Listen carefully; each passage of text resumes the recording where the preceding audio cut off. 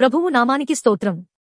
ప్రతిరోజు వినడం ద్వారా ఒక సంవత్సరానికి బైబిల్ చదవడానికి ఈ ఛానల్ సహాయపడుతుంది. Please subscribe and support. హృదయపూర్వక ధన్యవాదాలు. నేటి వేద భాగం జకర్యా గ్రంథము 8వ అధ్యాయము. మరియు సైన్యములకు అధిపతియగు యెహోవా వాక్కు ప్రత్యక్షమై ఈలాగు సెలవిచ్చెను. సైన్యములకు అధిపతియగు యెహోవా ఆజ్ఞ ఇచ్చునదేమనగా, మిగుల ఆసక్తితో నేను సీయోను విషయమందు రోషము వహించియున్నాను. బహు రౌద్రము గలవాడనై దాని విషయమందు నేను రోషము వహించియున్నాను. యెహోవా సెలవిచ్చినదేమనగా, నేను సీయోను నొద్దకు మరలా వచ్చి యెరూషలేములో నివాసం చేతును. సత్యమును అనుసరించు పురమనియు సైన్యములకు అధిపతియగు యెహోవా పర్వతము పరిశుద్ధ పర్వతమనియు పేర్లు పెట్టబడును. సైన్యములకు అధిపతియగు యెహోవా సెలవిచ్చినదేమనగా, అందరును వృద్ధత్వము చేత కర్ర పట్టుకొని వృద్ధులేమి వృద్ధురాండ్రేమి ఇంకనూ యెరూషలేము వీధులలో కూర్చుందురు. ఆ పట్టణపు వీధులు ఆటలాడు మగపిల్లలతోనూ ఆడుపిల్లలతోనూ నిండియుండును. సైన్యములకు అధిపతియగు యెహోవా సెలవిచ్చినదేమనగా, ఆ దినములందు శేషించియున్న జనులకిది ఆశ్చర్యమని తోచినను నాకునూ ఆశ్చర్యమని తోచునా? ఇదే యెహోవా వాక్కు. సైన్యములకు అధిపతియగు యెహోవా సెలవిచ్చినదేమనగా, తూర్పు దేశములో నుండియు పడమటి దేశములో నుండియు నేను నా జనులను రప్పించి రక్షించి యెరూషలేములో నివసించుటకై వారిని తోడుకొని వచ్చెదను. వారు నా జనులై యుందురు, నేను వారికి దేవుడనై యుందును. ఇది నీతి సత్యములను బట్టి జరుగును. సైన్యములకు అధిపతియగు యెహోవా సెలవిచ్చినదేమనగా, సైన్యములకు అధిపతియగు యెహోవా మందిరమును కట్టుటకై దాని పునాది వేసిన దినమున ప్రవక్తల నోట పలుకుబడిన మాటలు ఈ కాలమున వినువారలారా ధైర్యము తెచ్చుకొనిడి. ఆ దినములకు ముందు మనుషులకు కూలి దొరకకయుండెను, పశువుల పనికి బాడిగ దొరకకపోయెను. తన పనిమీద పోవు వానికి శత్రుభయము చేత నెమ్మది లేకపోయెను. ఏలయనగా ఒకరి మీదికొకరిని నేను రేపుచుంటిని. అయితే పూర్వదినములలో నేను ఈ జనులలో శేషించిన వారికి విరోధినైనట్టు ఇప్పుడు విరోధిగా ఉండను. సమాధాన సూచికమైన ద్రాక్ష చెట్లు ఫలమిచ్చును, భూమి పండును, ఆకాశము నుండి మంచు కురియును. ఈ జనులలో శేషించిన వారికి వీటినన్నిటినీ నేను స్వాస్థ్యముగా ఇత్తును. ఇదే సైన్యములకు అధిపతియగు యెహోవా వాక్కు.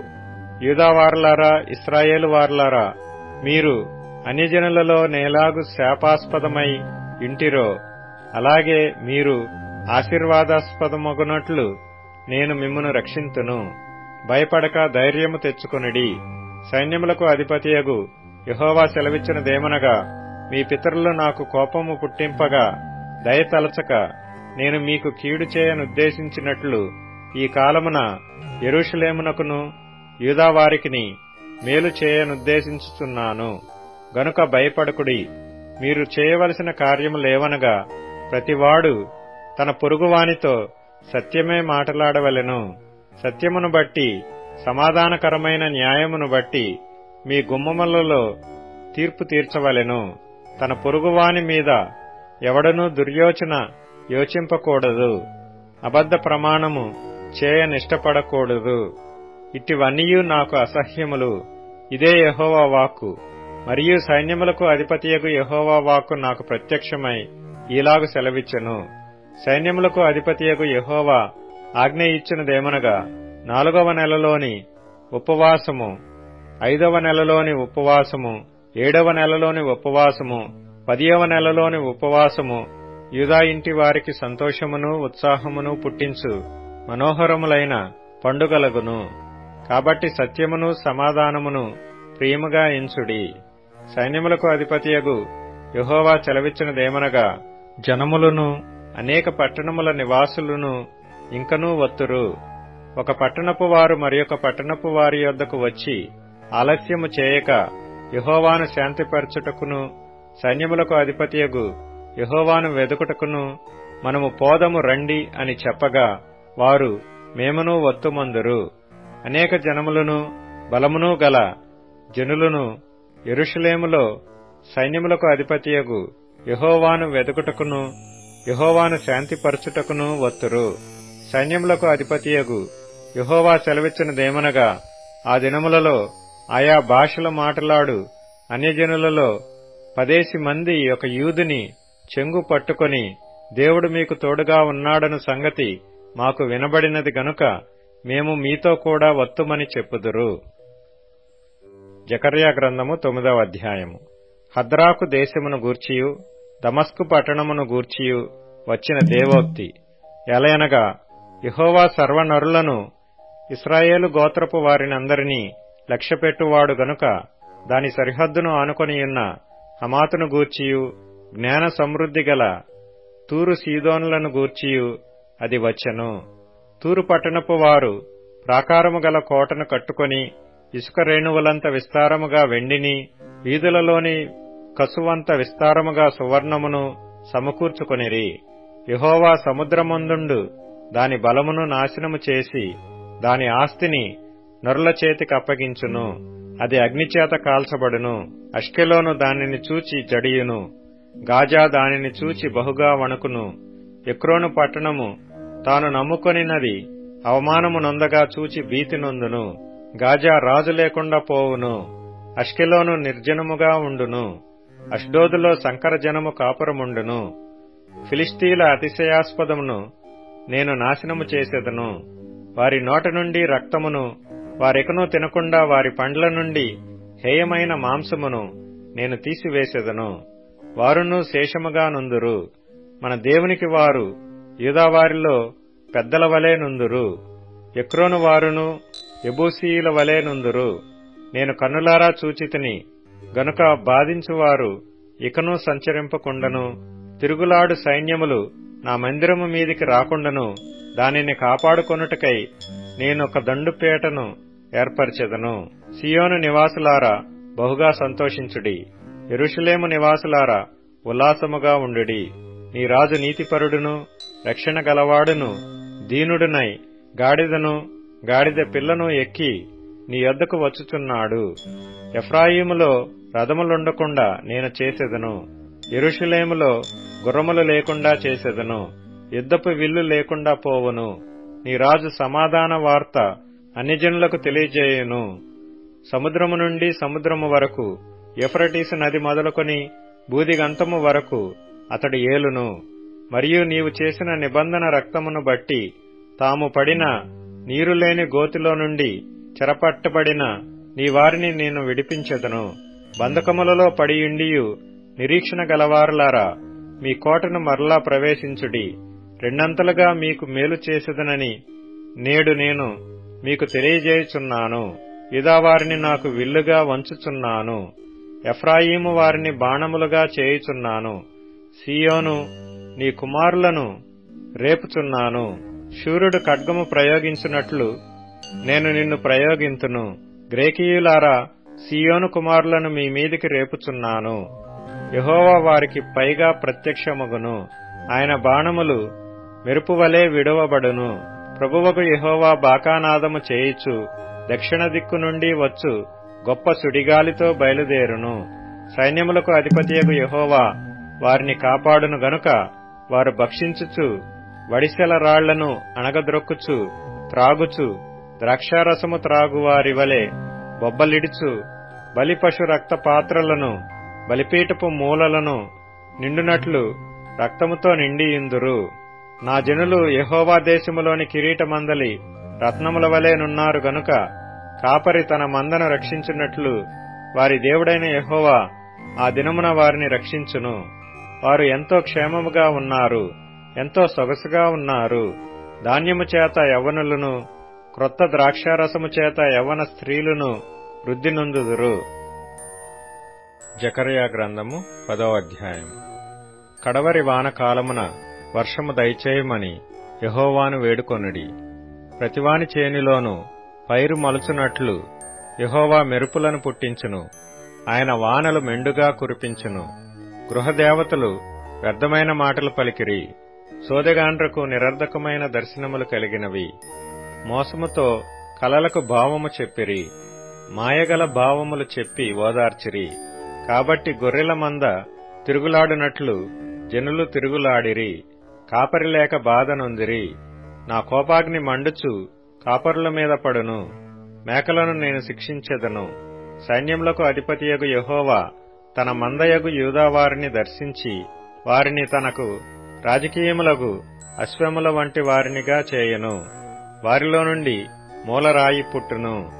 మేకును యుద్ధపు విల్లును వారి చేత కలుగును. బాధించువాడు వారిలో నుండి బయలుదేరును. వారు యుద్ధము చేయుచు వీధుల బురదలో శత్రువులను త్రొక్కు పరాక్రమశాలుర వలె ఉందురు. యెహోవా వారికి తోడైయుండును గనుక వారు యుద్ధము చేయగా గుర్రములను ఎక్కువారు సిగ్గునొందుదురు. నేను యూదావారిని బలశాలురుగా చేసెదను. యోసేపు సంతతి వారికి రక్షణ కలుగజేసి వారికి నివాస స్థలము ఇచ్చెదను. నేను వారి ఎడల జాలిపడుదును. నేను వారి దేవుడనైన యెహోవాను. నేను వారి మనవి ఆలకింపగా నేను వారిని విడిచిపెట్టిన సంగతి వారు మరచిపోవుదురు. ఎఫ్రాయిము వారు బలాఢ్యుల వంటి వారగుదురు. ద్రాక్షారసపానము చేయువారు సంతోషించున్నట్లు వారు మనసును ఆనందింతురు. వారి బిడ్డలు దాని చూచి ఆనందపడుదురు. యెహోవాను బట్టి వారు హృదయపూర్వకముగా ఉల్లసించుదురు. నేను వారిని విమోచించి ఉన్నాను గనుక వారిని ఈలవేసి పిలిచి సమకూర్చెదను. మునుపు విస్తరించినట్లు వారు విస్తరించుదురు. అన్యజనులలో నేను వారిని విత్తగా దూరదేశములలో వారు నన్ను జ్ఞాపకం చేసుకొందురు. వారును వారి బిడ్డలను సజీవులై తిరిగి వత్తురు. ఐగుప్తు దేశములో నుండి వారిని మరలా రప్పించి అష్షూరు దేశములో నుండి సమకూర్చి ఎక్కడనూ చోటు చాలనంత విస్తారముగా గిలాదు దేశములోనికిని లెబానోను దేశములోనికిని వారిని తోడుకొని వచ్చెదను. యెహోవా దుఃఖ సముద్రమును దాటి సముద్ర తరంగములను అణిచివేయును. నైలు నది యొక్క లోతైన స్థలములను ఆయన ఎండజేయును. అష్షూరీయుల అతిశయాస్పదము కొట్టివేయబడును. ఐగుప్తీయులు రాజదండమును పోగొట్టుకొందురు. నేను వారిని యెహోవాయందు బలశాలురుగా చేయుదును. ఆయన నామము స్మరించుచు వారు వ్యవహరింతురు. ఇదే యెహోవా వాక్కు. ప్రకటన గ్రంథము 20వ అధ్యాయము. మరియు పెద్ద సంకెళ్లను చేతపట్టుకొని అగాధము యొక్క తాళపు చెవిగల యొక్క దేవదూత పరలోకము నుండి దిగివచ్చుట చూచితిని. అతడు ఆది సర్పమును అనగా అపవాదియు సాతానును అను ఆ ఘట సర్పమును పట్టుకొని 1000 సంవత్సరములు వానిని బంధించి అగాధములో పడవేసి ఆ 1000 సంవత్సరములు గడుచు వరకు ఇక జనములను మోసపరచకుండునట్లు అగాధమును మూసి దానికి ముద్రవేసెను. అటుపిమ్మట వాడు కొంచెము కాలము విడిచిపెట్టబడవలెను. అంతట సింహాసనములను చూచితిని. వాటి మీద ఆసీనులయుండు వారికి విమర్శ చేయుటకు అధికారము ఇయ్యబడెను. మరియు క్రూర మృగమునకైనను దాని ప్రతిమకైనను నమస్కారము చేయక తమ నొసళ్లయందు గాని చేతులయందు గాని దాని ముద్ర వేయించుకొనని వారిని యేసు విషయమై తామిచ్చిన సాక్ష్యము నిమిత్తమును దేవుని వాక్యము నిమిత్తమును శిరస్సేదనము చేయబడిన వారి ఆత్మలను చూచితిని. వారు బ్రతికిన వారై 1000 సంవత్సరములు క్రీస్తుతో కూడా రాజ్యము చేసిరి. ఆ 1000 సంవత్సరములు గడచు వరకు కడమ మృతులు బ్రతకలేదు. ఇదియే మొదటి పునరుత్థానము. ఈ మొదటి పునరుత్థానములో పాలుగలవారు ధన్యులను పరిశుద్ధులునై యుందురు. ఇట్టి వారి మీద రెండవ మరణమునకు అధికారము లేదు. వీరు దేవునికిని క్రీస్తుకును యాజకులై క్రీస్తుతో కూడా 1000 సంవత్సరములు రాజ్యము చేయుదురు. 1000 సంవత్సరములు గడిచిన తరువాత సాతాను తానున్న చెరలో నుండి విడిపింపబడెను. భూమి నలుదిశల యందుండు జనములను లెక్కకు సముద్రపు ఇసుకవలె ఉన్న గోగు మగోగు అనువారిని మోసపరిచి వారిని యుద్ధమునకు పోగు చేయుటకై వాడు బయలుదేరును. వారు భూమి మీ యందంతటా వ్యాపించి పరిశుద్ధుల శిబిరమును ప్రియమైన పట్టణమును ముట్టడి వేయగా పరలోకములో నుండి అగ్ని దిగివచ్చి వారిని దహించెను. వారిని మోసపరిచిన అపవాది అగ్నిగంధకములు గల గుండములో పడవేయబడెను. అచ్చట ఆ క్రూర మృగమును అబద్ధ ప్రవక్తయు ఉన్నారు. వారు యుగయుగములు రాత్రింబగళ్లు బాధింపబడుదురు. మరియు ధవలమైన మహా సింహాసనమును దానియందు ఆసీనుడయ్యున్న యొకనిని చూచితిని. భూమ్యాకాశములు ఆయన సముఖము నుండి పారిపోయెను. వాటికి నిలువ చోటు కనబడకపోయెను.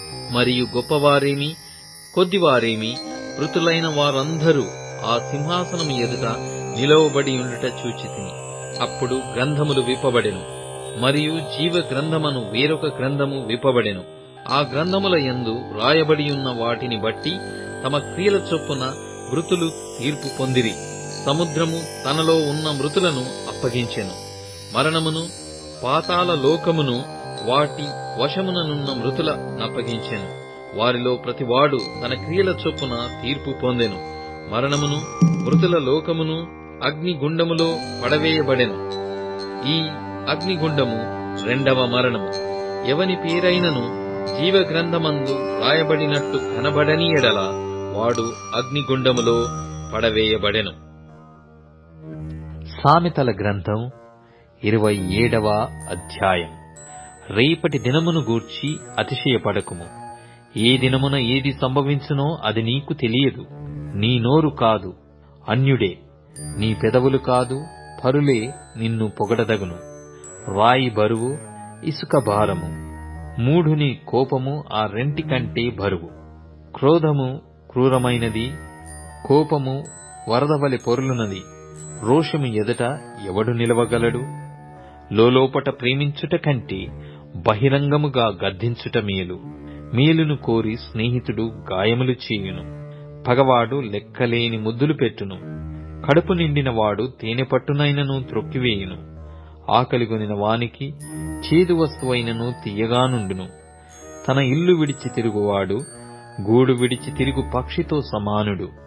తైలమును అత్తరును హృదయమును సంతోషపరచునట్లు చిలికాని హృదయములో నుండి వచ్చు మధురమైన మాటలు హృదయమును సంతోషపరచును. నీ స్నేహితునినైనను నీ తండ్రి స్నేహితునినైనను విడిచిపెట్టకుము. నీకు ఆపద కలిగిన దినమందు నీ సహోదరుని ఇంటికి వెళ్ళకుము. దూరములోనున్న సహోదరుని కంటే దగ్గరనున్న పొరుగువాడు వాసి. నా కుమారుడా, జ్ఞానమును సంపాదించి నా హృదయమును సంతోషపరచుము. అప్పుడు నన్ను నిందించు వారితో నేను ధైర్యంగా మాటలాడుదును. బుద్ధిమంతుడు అపాయము వచ్చుట చూచి దాగును. జ్ఞానము లేని వారు యోచింపక ఆపదలో పడుదురు. ఎదుటి వాని కొరకు పూటబడిన వాని వస్త్రము పుచ్చుకొనుము. పరుల కొరకు పూటబడిన వాని వలన కుదవ పెట్టించును. వేకువనే లేచి గొప్ప శబ్దముతో తన స్నేహితుని దీవించు వాని దీవెన వానికి శాపంగా ఎంచబడును. ముసురు దినమున ఎడతెగక కారు నీళ్లును గయ్యాలి అయిన భార్యయు సమానము. దానిని ఆపచూచువాడు గాలిని ఆపచూచు వానితోనూ తన కుడి చేత నూనె పట్టుకొని వానితోనూ సమానుడు. ఇనుము చేత ఇనుము పదునగును. అట్లు ఒకడు తన చెలికానికి వివేకము పుట్టించును. అంజూరపు చెట్టును పెంచువాడు దాని ఫలము తినును. తన యజమానుని మన్నించువాడు ఘనతనందును. నీటిలో ముఖమునకు ముఖము కనబడినట్లు ఒకని మనస్సునకు మరి ఒకని మనస్సు కనబడును. పాతాళమునకును అగాధ కూపమునకును తృప్తి కానేరదు. అలాగున నరుల దృష్టి తృప్తి కానేరదు. మూసచేత వెండిని, కొలిమి చేత బంగారును, తాను పొందిన కీర్తి చేత నరుని పరిశోధింపవచ్చును. మూఢుని రోటిలోని గోధుమలలో వేసి రోకట దంచినను వాని మూఢత వాని వదిలిపోదు. నీ పశువుల స్థితి జాగ్రత్తగా తెలుసుకొనుము. నీ మందలయందు మనస్సునుంచుము. ధనము శాశ్వతము కాదు, కిరీటము తరతరములుండునా? ఎండిన గడ్డి వామివేయబడెను, పచ్చిక కనబడుచున్నది. కొండగడ్డి ఏరబడియున్నది. నీ వస్త్రముల కొరకు గొర్రెపిల్లలున్నవి. ఒక చేని క్రయధనమునకు పొట్టేళ్లు సరిపోవును. నీ ఆహారమునకు, నీ ఇంటివారి ఆహారమునకు, నీ పనికత్తెల జీవమునకు మేకపాలు సమృద్ధియగును. ఇప్పుడు ట్యూన్ఇన్, స్పాటిఫై, అమెజాన్ మ్యూజిక్ మరియు యూట్యూబ్ మ్యూజిక్ లో కూడా అందుబాటులో ఉంది. Please follow us.